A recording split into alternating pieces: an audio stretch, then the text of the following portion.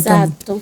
Tú sabes que a veces creemos que porque tenemos 5, 10, 15, 20, 50 años en los caminos del Señor, ya estamos salvos. Sin embargo, como dice Ángel, esto es permanecer, resistir, perseverar.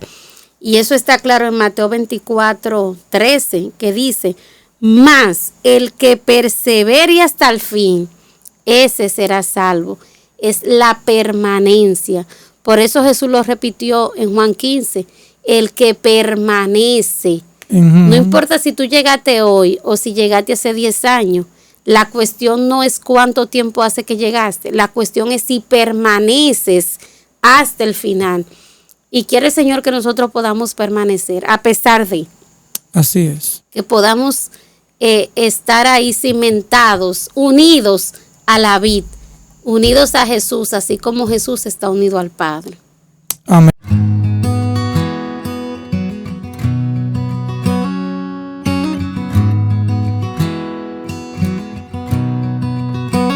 Hola amigos de su canal, Jesús en mi hogar.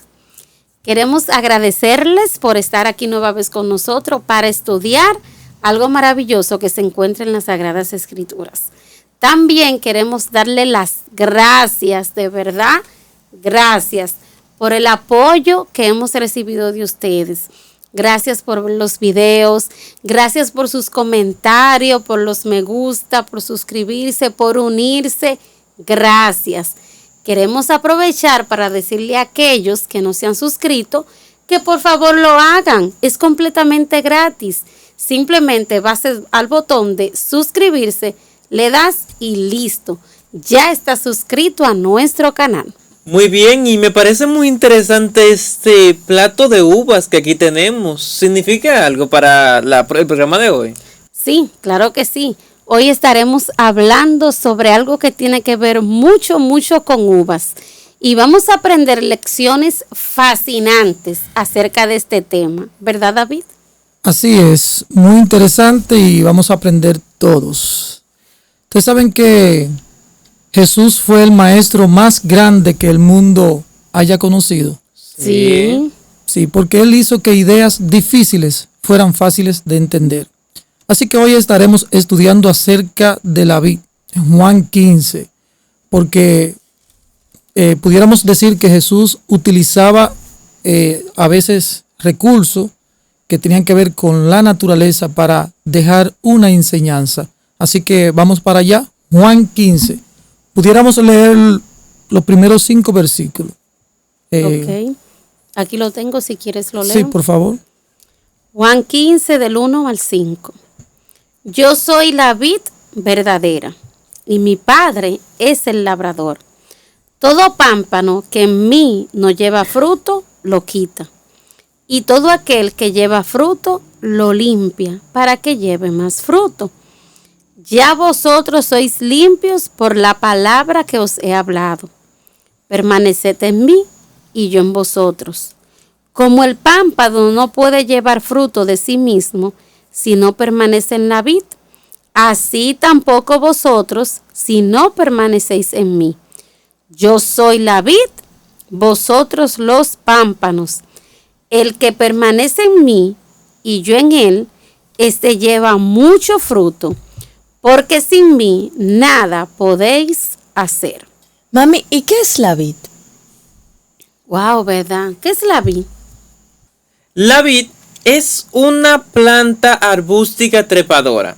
Una planta arbustiva trepadora son plantas que son en forma de arbusto, no que tienen un tronco, sino que tienen forma de ramas, y trepadora porque se engancha.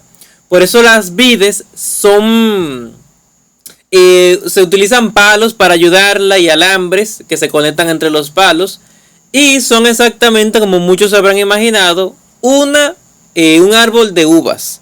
Un árbol cuyo fruto son las uvas. Esos son las vides. Ok, los árboles trepadores así como la chinola. Exacto, chinola, tayota, creo que la berenjena también. No, la berenjena no.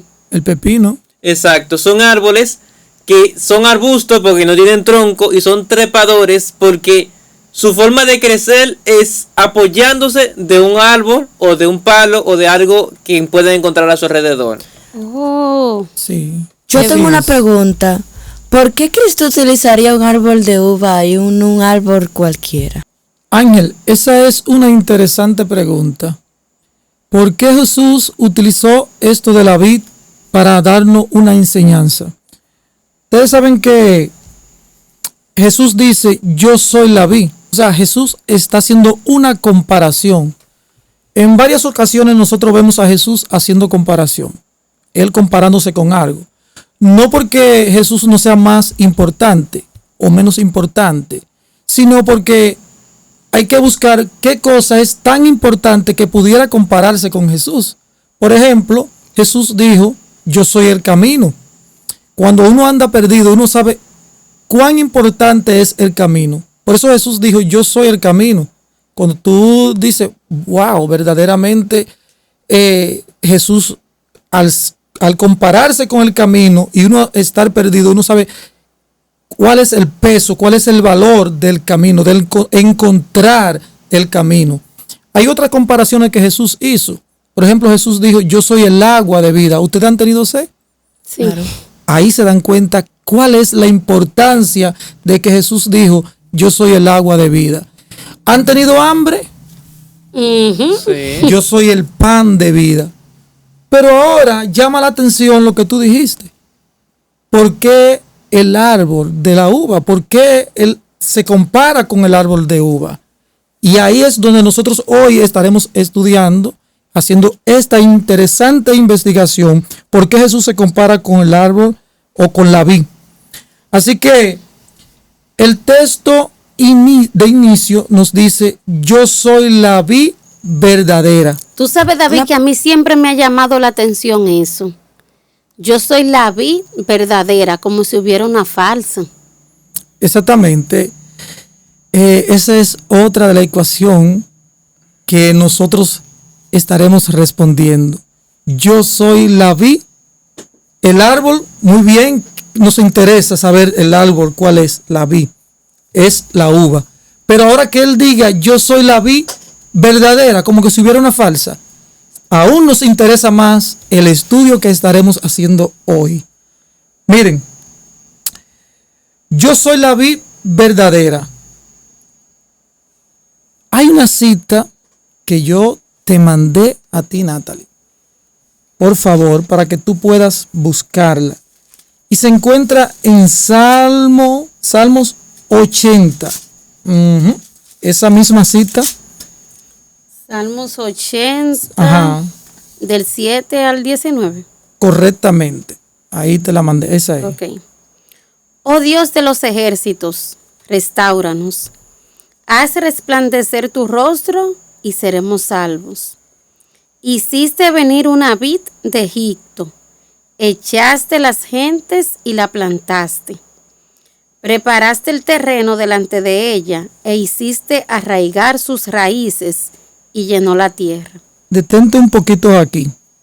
Porque quien escribe este salmo es Asaf, un sacerdote del pueblo de Israel.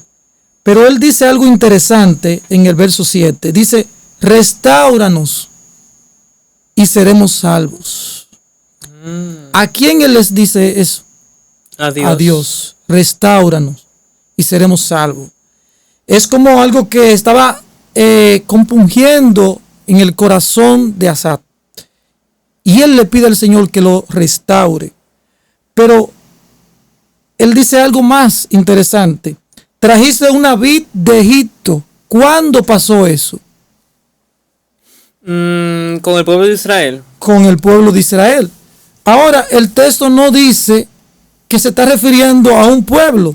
Una vid es un árbol. Trajiste un árbol de Egipto. Exacto, pero la forma en la cual los salmos son contados muchas veces es de forma simbólica.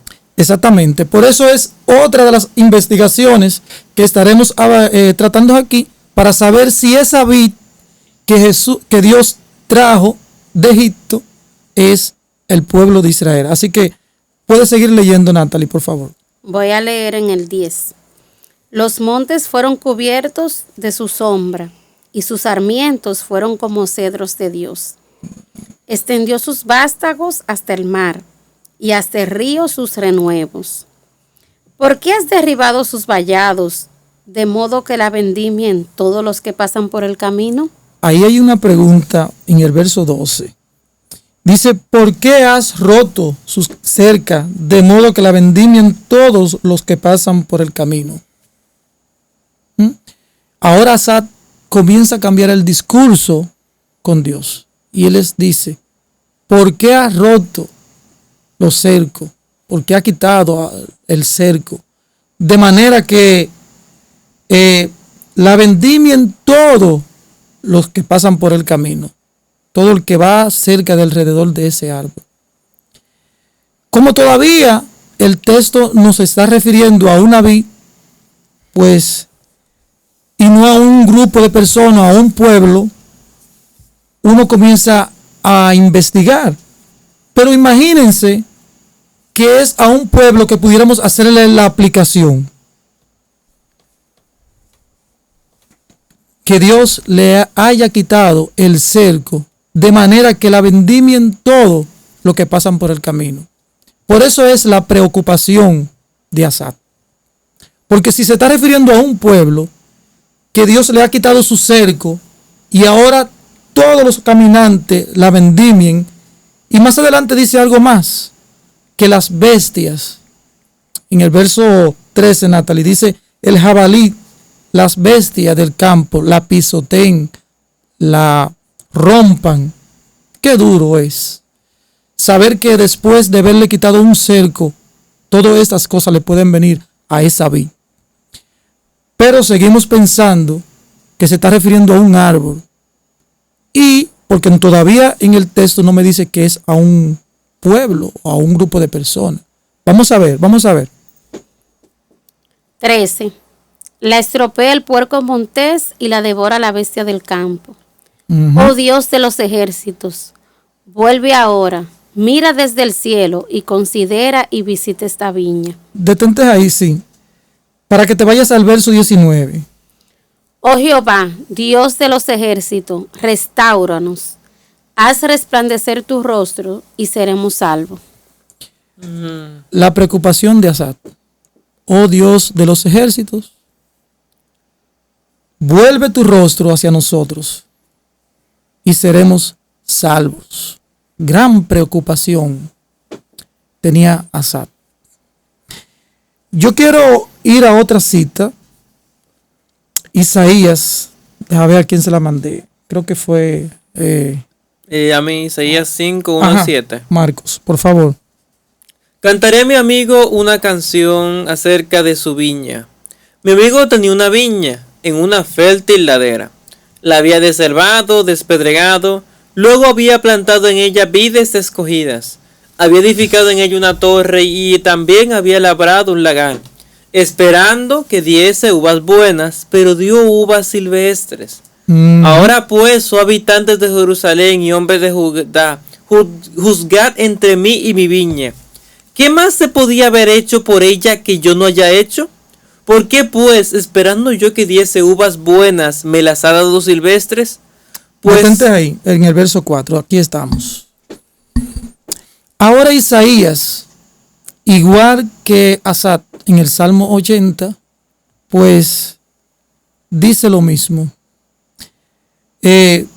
Plantaste una viña, la despedregaste, la limpiaste, hiciste todo la preparación para sembrarla, echó raíz, esperaba que diese uvas buenas y dio uvas silvestres. Eso esperaba el segador de esta viña. Pero ahora, en el verso 4, al igual que Asaf, comenzó a preguntarse por qué había quitado su cerco. En el verso 4, Isaías dice que el Señor había dicho, o el segador dice, ¿qué más se pudiera haber hecho por mi viña que yo no haya hecho en ella? Porque pues, esperando yo que diese uvas buenas, ha dado uvas silvestres. Eso también es una gran preocupación de Isaías por esta viña. Porque el segador esperaba que diera uvas buenas. Hasta ahora uno la ve como algo de una viña, uvas, una vid y algo que pudiera ser frutos. Pero cuando uno encuentra lo que quiere decir ese texto realmente, uno se siente un poco hasta triste. Porque dice aquí, ¿qué más se podía haber hecho por mi viña? ¿Qué más este segador no había podido hacer? ¿O qué cosa no había hecho por esta viña? Lo hizo todo. Sin embargo, esperando que diera uva buena, dio uvas silvestres. Verso 5, Marcos. Entonces leemos: pues os daré a conocer lo que yo haré a mi viña. Oye esto. Quitaré su cerco y será consumida. Romperé su vallado y será pisoteada. Wow. La convertiré en una desolación, no será podada ni cultivada. Crecerán espinos y caldos, y mandaré a las nubes que no derramen lluvia sobre estas. Ciertamente la viña de Jehová de los ejércitos es la casa de Israel, y los hombres de Judá son su placentero vergel. Esperando el derecho, y aquí hay vileza. Esperaba la justicia, y aquí el clamor. Wow. ¿Cuál es esa viña? La casa de Israel. La casa de Israel. Ahora uno comienza a comprender realmente por qué se sentía Asaf así. Por qué Isaías también se sentía preocupado por esta viña. Porque realmente se está refiriendo al pueblo de Israel. Por eso dice al inicio de la cita que tú leíste, Natalie, Asaf, diciéndole, ha traído de Egipto una vid. ¿Cuándo pasó eso? El pueblo de Israel, como tú dijiste. Esta viña se está refiriendo, esta vid se está refiriendo a un pueblo que Dios esperaba, porque fue el que la plantó, la deshervó, la despedregó, todo eso fue el mismo Dios, para que echara raíz y diera frutos. Sin embargo, esta se había corrompido. Se había corrompido de tal forma este pueblo que el Señor esperaba que diera uvas buenas. Dio uvas amargas. David, por eso cobra más sentido el versículo 19 de Salmo 80. Exactamente. Porque él dice, restáuranos. Al decir restáuranos, ya entonces queda más claro que es al pueblo de Israel y no a una planta. Sí. Entonces, como decía Marco ahorita, es algo metafórico.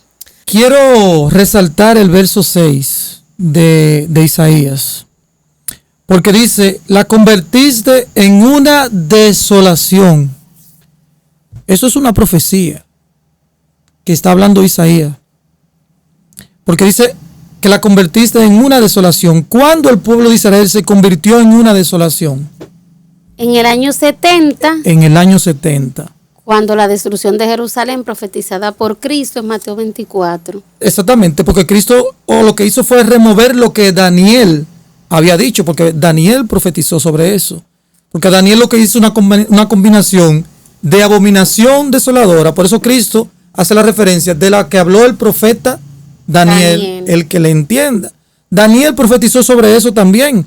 Ahora Cristo en Mateo 24 también remueve lo mismo y dice una abominación desoladora. Ve. Y esta parte de esa desolación que Isaías pues está diciendo que iba a pasar con esta viña, esto pasó en los años 70 como tú acabas de decir, Natalie. Eso es una profecía. Y cuando leemos sobre esto que pasó en los años 70, la sierva del Señor en el conflicto de los siglos nos dice algo sobre lo que pasó allí con la destrucción de Jerusalén. Que hubo una desolación allí. Fue quitado su cerco, su vallado, y fue pisoteada. Así que esa profecía de Isaías la vemos en varias personas como Daniel y como Cristo también lo dice. La sierva del Señor dice en el conflicto de los siglos que esto será un pálido reflejo de lo que volverá a suceder. Va a volver a suceder una desolación. Su cerco será quitado. Vamos a leer primero, para seguir hablando sobre esto, vamos a leer Jeremías. Y creo que lo tiene Ángel. Jeremías 2:21. Ok. Dice, yo te planté como una vid escogida, como una simiente del todo verdadera. ¿Cómo pues te me has convertido en una cosa repugnante, en una vid extraña? Exactamente. Yo te planté como una vid escogida, como una simiente del todo verdadera. Aquí comienza Juan 15 a cobrar sentido. ¿Por qué? Porque el pueblo de Israel fue dado como una vid verdadera, pero se convirtió en cosa extraña. Se convirtió en cosa extraña. Y entonces Cristo dice, yo soy la vid verdadera. Ahora Cristo, porque mira lo que está pasando. Cuando Cristo le dice esto a los discípulos, fue en el momento casi de terminar su ministerio. Se piensa que el viernes antes de ser crucificado, se piensa que fue entre el jueves a martes. Algunos teólogos dicen martes, otros dicen que fue el jueves. No se ponen de acuerdo. Realmente estuvo entre esos 2 días, entre ese intervalo de tiempo. Ahora, Cristo aprovecha el tiempo con los discípulos. Le dice, yo soy la vid verdadera. Estamos todavía en el primer versículo, en el primer párrafo. Primer versículo ahí, yo soy la vid verdadera. Porque el pueblo de Israel se consideraba ser el pueblo verdadero. El pueblo de Israel fue el medio por el cual podían llegarse a Dios. Se consideraban ser el medio por el que se acercaba a ellos podían llegar a Dios. Pero Cristo, sabiendo lo que ya había pasado con ellos, con el pueblo de Israel, porque se habían extraviado de tal forma que ya ellos habían perdido como ese medio por el cual la gente pudiera llegarse a Dios, ahora Él viene y dice, yo soy la vid verdadera. Porque ellos habían perdido ese derecho de ser el medio por el cual Dios quería que las demás naciones pudieran acercarse a Él, por medio de ese pueblo. Pero se habían corrompido de tal forma que Cristo cuando viene dice, yo soy la vid verdadera, yo soy el medio por el cual ustedes podrán acercarse a Dios. Porque eso estaba en la mente de los discípulos. Y Cristo quería, en sus últimos momentos, querían que ellos tuvieran claro que el que permaneciera en Él, permanecer en Él, porque iba a venir un zarandeo, una persecución en el momento de su crucifixión. Y Él le estaba diciendo, el que permanece en mí, llevará fruto. Yo soy esa vid. Ellos no estaban en ignorancia acerca de lo que Jesús le decía, que Él era la vid. Ellos conocían la vid. De hecho, ellos les gustaba el cultivo de la vid. Les gustaba el buen vino. Pero ahora Jesús le dice, yo soy esa vid. Ese medio por el cual ustedes podrán acercarse a Dios. Así que el verso al inicio que nos dice, yo soy la vid verdadera. Por eso es que Cristo se está refiriendo a que Él es el verdadero. Porque había una vid que ya no era el verdadero y se consideraba ser el verdadero y era el falso. Porque ellos se estaban refugiando por el medio equivocado para ir a Dios. Por eso Cristo le tuvo que decir a los discípulos, el que permanece en mí, este lleva mucho fruto, porque separado de mí, nada podéis hacer. Así que, sabiendo nosotros que Jesús es esa vid verdadera, vamos a leer un texto interesante, que se encuentra en Fe y Obra. Ok, yo lo tengo aquí, Fe y Obra, página 66, párrafo 2. Tú puedes unirte a la vid viviente.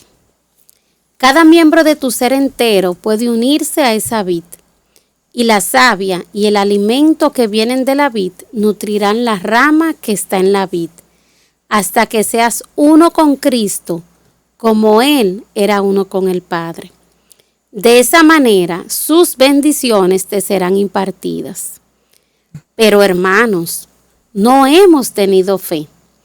Hemos deshonrado a Dios con nuestra incredulidad demasiado tiempo. Muy interesante la lectura, gracias Natalie. Este libro nos dice bien claro qué fue lo que había pasado con el pueblo de Israel. Dice la sierva del Señor, no hemos tenido fe, hemos deshonrado a Dios con nuestra incredulidad demasiado tiempo. Sí, eso me acuerda cuando al mismo Asaf decía, restáuranos, Señor, porque por eso fue desechada la vid, porque no confío en el Señor. Exactamente. Y algo interesante que dice también en este libro sobre la savia. Dice que difícil una rama que no sea alimentada por la savia puede vivir, se seca. Y el único quien permite que nos pueda llegar la savia es si nosotros permanecemos pegados a la mata o al árbol, pegados al árbol. Si nosotros permanecemos pegados al árbol, podemos recibir la savia. Ahora, sin la savia, sin el alimento de la savia, nosotros no podemos permanecer. Mire, lo interesante del texto es que dice que toda rama que esté en él, pero no esté dando fruto, será quitada, mientras que las ramas que están dando fruto serán limpiadas. ¿Cómo podemos entender que en la vid puede estar conectado un pámpano y no esté dando fruto? Bueno, entendí tu pregunta, Marcos, y pudiéramos leer en el verso 2 de Juan 15, porque nos dice eso mismo. Dice, toda rama que en mí no esté llevando fruto, la quitará. Y toda rama que esté llevando fruto, la limpiará para que lleve más frutos. Ahora, de ahí nace tu pregunta. ¿Cómo puede una rama estar conectada a la vid y no estar dando fruto? ¿Y cómo puede una rama estar conectada a la vid y dar fruto? Esa es la pregunta, ¿verdad? Sí. ¿Cómo puede? En un asunto espiritual, la que se nos quiere presentar aquí en cuanto a la vid, hay personas que están conectadas a la vid, a Cristo Jesús, de manera de apariencia, pero no están conectados con Cristo, no están recibiendo la savia. Y eso lo comprende cualquier persona que sea un agricultor. Porque en algún momento tú puedes ver una mata que puede tener frutos, puede tener ya sus flores y todo, y algunas te dan flores, pero no te pare. Y en esa misma mata tú puedes ver flores y a la vez también dar frutos.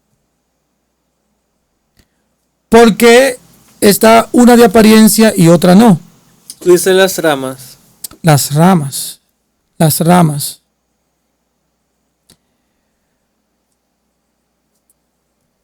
Hay situaciones que pasan en cuanto a los árboles y a los frutos.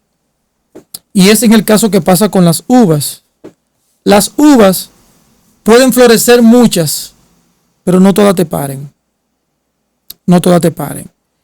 También hay algo que pasa con las uvas y son las plagas. Por eso es que el labrador tiene que constantemente estar limpiando, quitándole. Hay alguna parte que le dicen los grifos.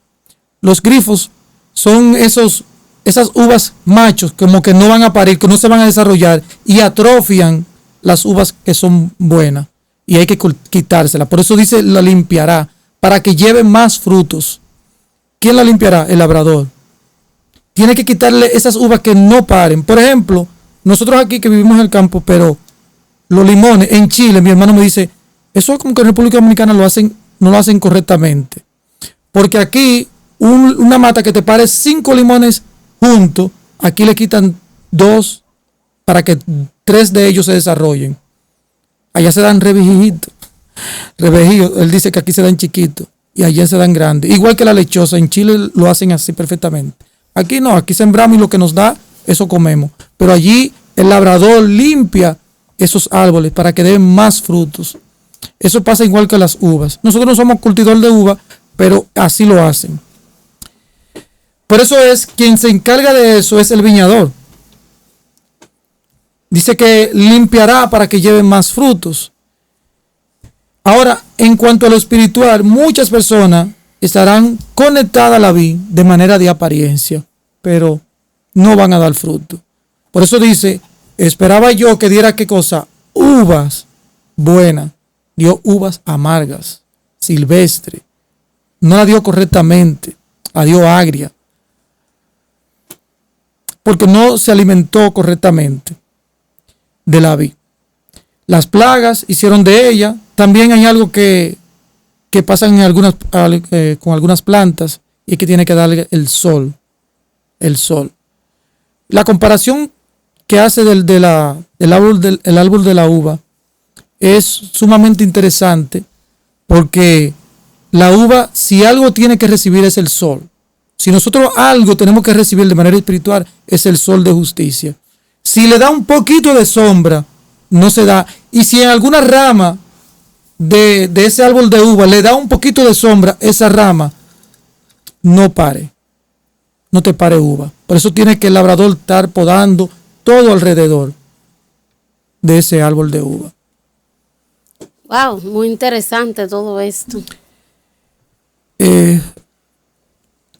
Cuando yo estudié este capítulo, tuve que profundizar sobre los cultivos de las uvas para poder entender muchas cositas como esta.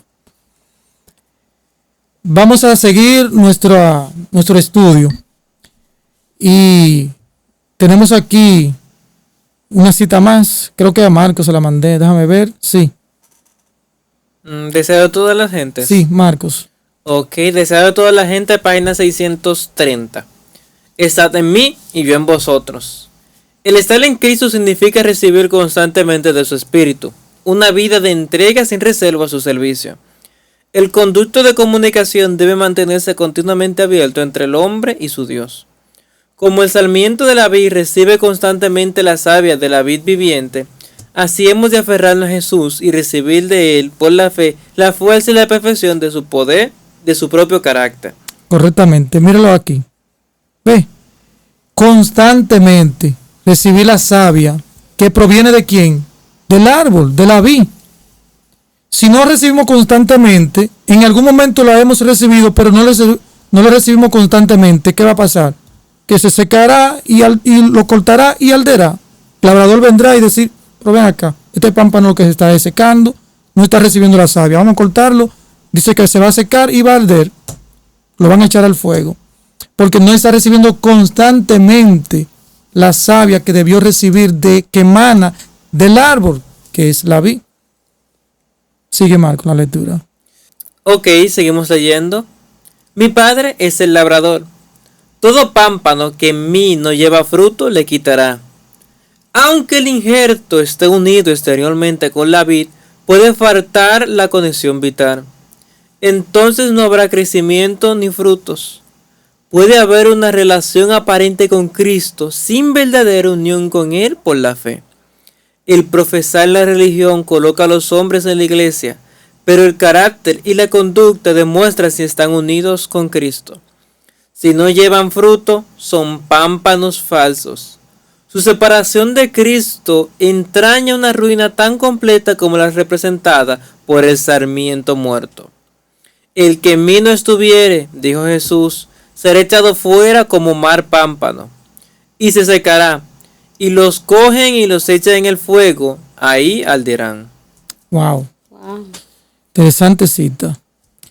Y esa parte que dice aquí, aunque el injerto esté unido exteriormente con la vid, puede faltar la conexión vital.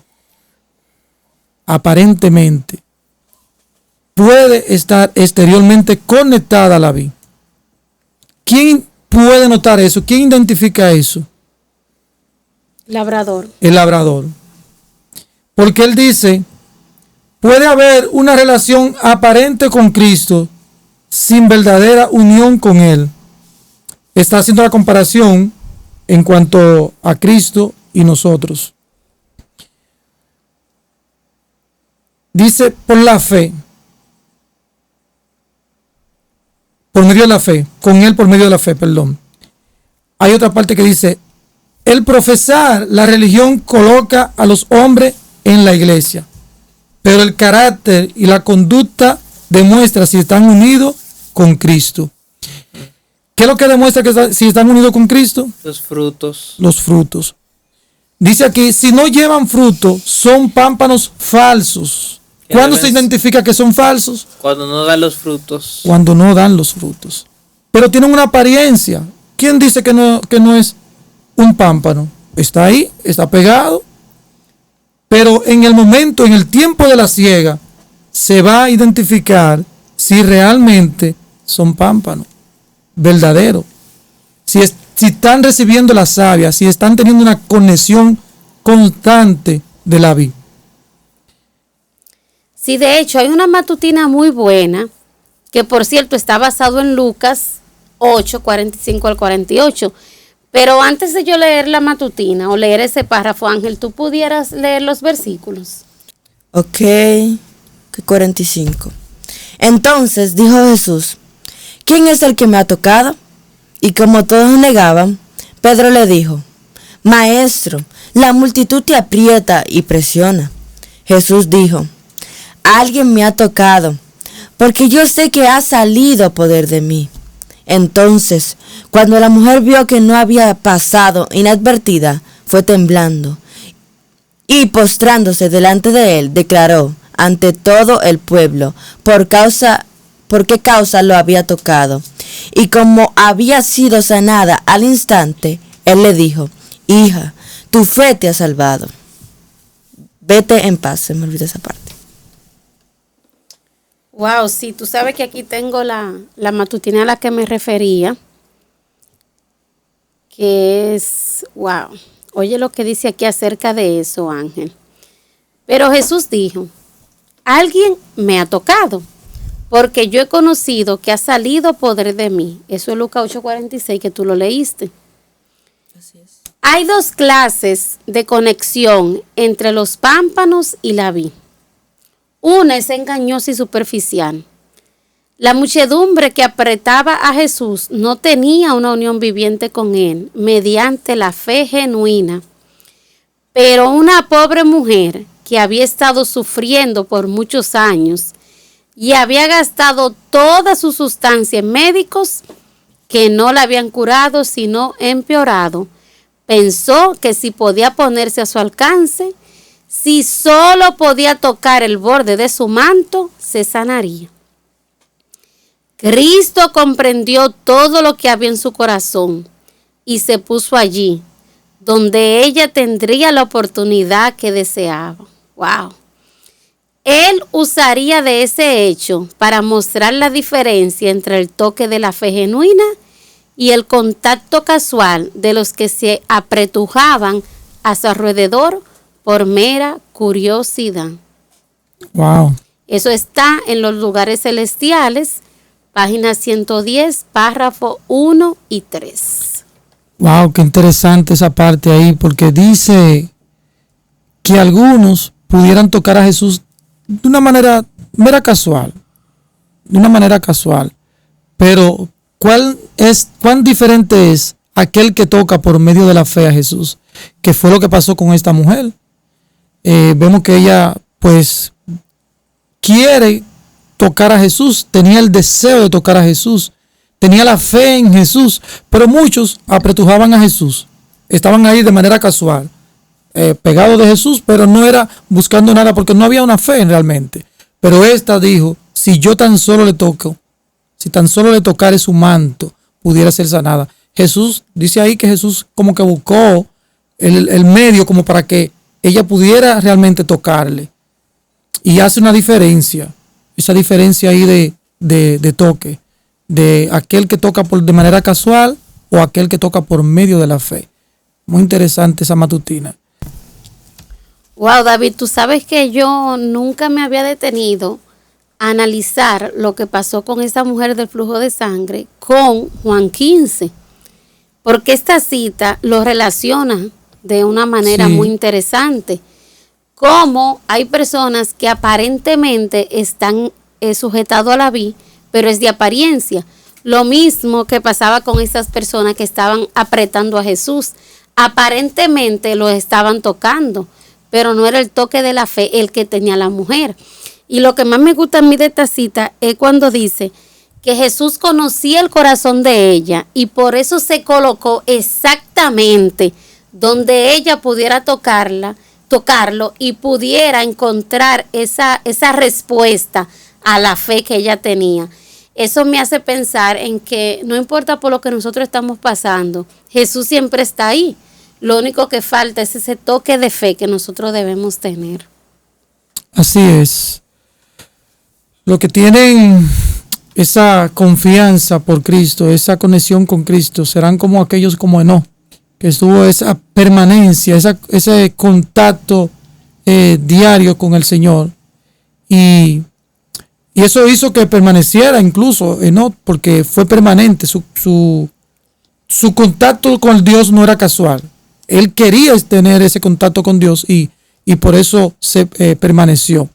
Y es lo que Dios quiere que nosotros pues busquemos o tengamos esa conexión constante con Cristo Jesús.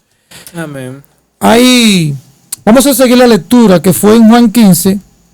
Nos detuvimos en el verso 5. Vamos al 6. Ok, leo del 6 al 9. Ajá. Si alguno no permanece en mí, será echado fuera como pámpano y se secará. Y los recogen y los echan en el fuego y arden. Exacto.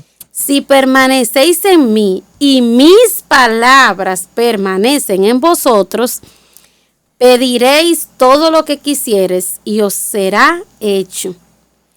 En esto he glorificado a mi Padre, en que llevéis mucho fruto y seáis así mis discípulos. Como el Padre me ha amado, así también yo os he amado. Permaneced en mi amor. Qué Exacto. lindo. Y Cristo es el único medio sobre el cual debemos permanecer para poder obtener esa savia, porque Él es la vid verdadera, la única vid. Exactamente. Así es. Hay muchos profetas, muchas personas que se hicieron llamar Dios. Por ejemplo, Mahoma se jactaba de ser el último gran profeta de Dios y millones de personas lo siguieron y lo siguen, pero Mahoma está muerto. Él no puede dar vida. Exactamente, Ángel. Tú sabes que eso que tú dices, pues también Buda, hay personas que entienden que este es un Dios y están esperanzados sobre este Dios. Sin embargo, este tiene 2500 años que ya murió. O sea, fue un hombre común, igual que nosotros. Murió, vivió y murió. No tiene esperanza. Ellos no tienen esperanza con este Dios. Por lo tanto, no es verdadero. Por eso que dice, yo soy la vid verdadera. Cristo es esa vid. Exacto, David. Y la diferencia entre esos dioses, ¿verdad? Y Jesús, es que Jesús, aunque murió, como ellos, ¿verdad? Exactamente. Resucitó.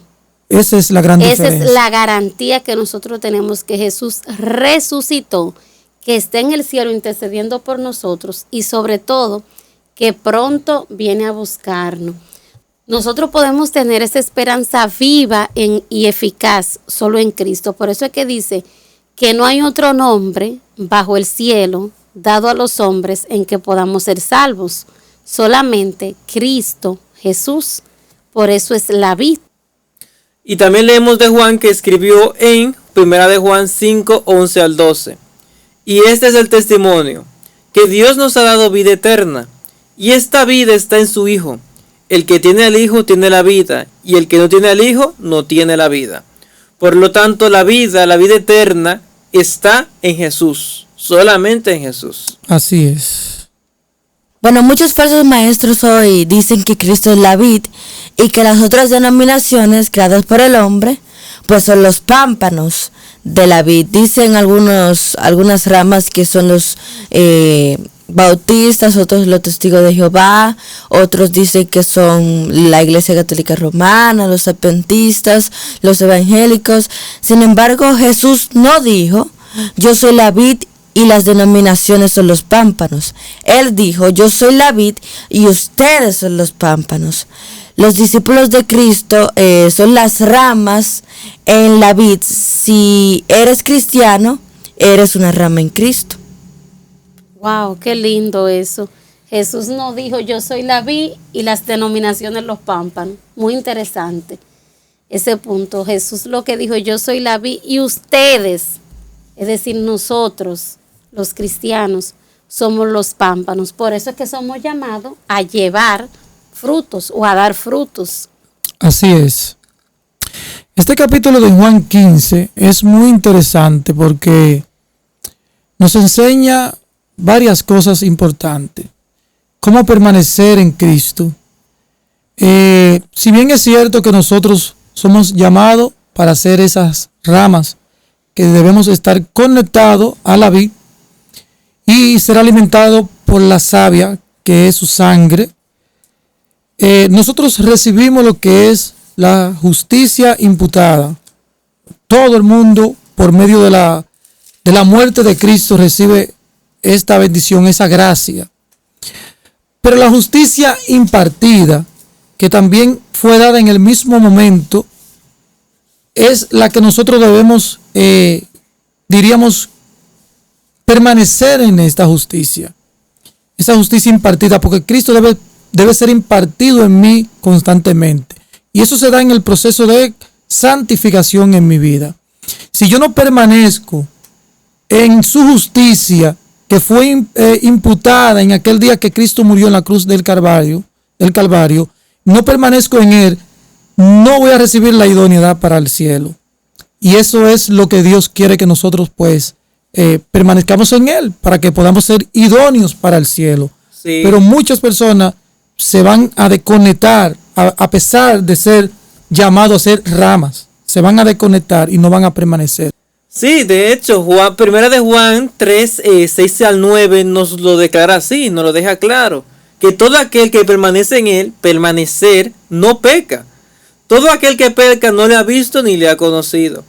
Hijitos, nadie os engañe, el que hace justicia es justo, como él es justo.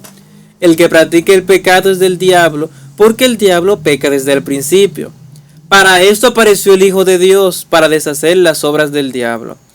Todo aquel que es nacido de Dios no practica el pecado, porque la simiente de Dios permanece en él y no peca, porque es nacido de Dios. Wow. Nos lo deja claro aquí. El que es de Dios permanece en él y entonces no peca. Exactamente. Pero hay que permanecer en Cristo. Creo que sí. Sí, y sabes que es como una carrera. Y es como que todos se hayan hecho atletas. Sin embargo, esto no se basa en quién corra más rápido, sino en la resistencia. Hoy hablábamos de la resistencia, hablábamos de la gacela a la hora de la comida. Y hablábamos de que, si bien es cierto que el leopardo corre más rápido que ella puede correr más distancias, porque el leopardo se cansa rápido. Sin embargo, ella tiene amplia resistencia, exactamente. Entonces esto no se trata de quién corre más rápido, sino de quién corra con más resistencia, quién dure más corriendo, quién permanezca. Exacto. Tú sabes que a veces creemos que porque tenemos 5, 10, 15, 20, 50 años en los caminos del Señor, ya estamos salvos. Sin embargo, como dice Ángel, esto es permanecer, resistir, perseverar. Y eso está claro en Mateo 24, 13, que dice, mas el que persevere hasta el fin, ese será salvo. Es la permanencia.